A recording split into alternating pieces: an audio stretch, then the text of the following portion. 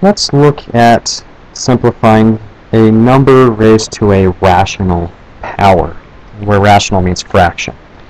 And so we're going to start again with our definition. If we have a to the 1 over n, this is the same as the nth root of a. If you remember earlier when I was showing the video, or in the video earlier, I talked about using the calculator and we raised it to a rational power. That's where that came from. I just wanted to introduce it then since we were looking at the calculator then. So let's start with something simple. Let's say we have 9 to the 1/2. Well, this is the same thing as the square root of 9, which is 3. Well, what about minus 64 to the 1/3? This is the same as the cube root of minus 64, so we know it's going to be negative.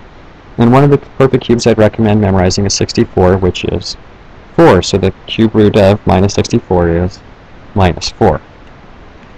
In a similar sense, we could look at the following, and notice there is a distinct and important difference between these two expressions. In the one case, we have a minus 100 to the 1/2, and the other we have the quantity minus 100 to the 1/2. And there's a big difference here. Powers only apply to what's directly in front of them. So this 1/2 only sees the 100 and converts it to a 10 before the minus comes into play. With the minus 100 to the 1/2, though, we have a small issue because now I'm looking at the square root of 100 as opposed to minus 100, as opposed to minus the square root of 100. And so this turns into not a real number, and we can't go any farther. Now, when we have variables, say z to the 1/2, we simply convert it to the square root of z and leave it alone. It's also important at times to go backwards. Suppose I have the 4th root of 7a. And I want to write this as a rational power, so this becomes 7a in parentheses to the 1/4 power.